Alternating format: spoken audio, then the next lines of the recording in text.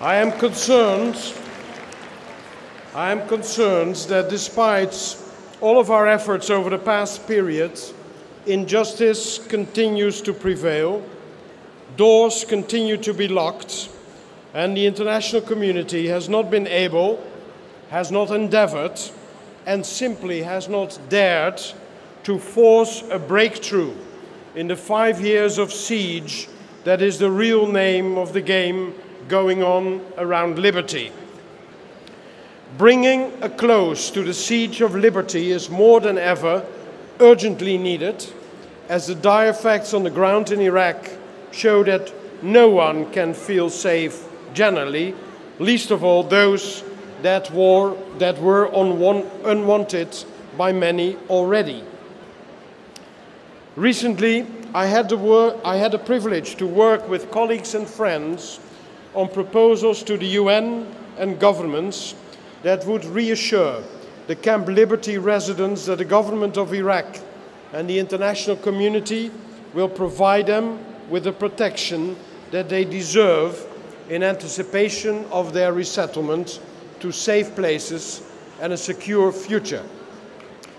Let me reiterate the immediate steps needed and possible to break the impasse. 1, to have the US, EU member states and other interested countries accept quota for granting asylum to and pledge funds for the resettlement of Camp Liberty residents. 2, to have the UNHCR engage the government of Iraq on the status of Camp Liberty as a refugee camp under protection of international law. 3, to encourage the government of Iraq to put in place an impartial mixed committee to oversee the implementation of the Memorandum of Understanding of 2011 between the government of Iraq and the UN.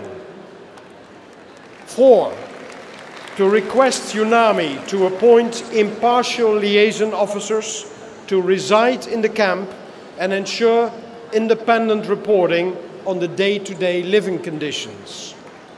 5, to insist that the government of Iraq should ensure access to medical services. And 6, to urge the government of Iraq to ensure that the camp be connected without delay to the city's electricity grid.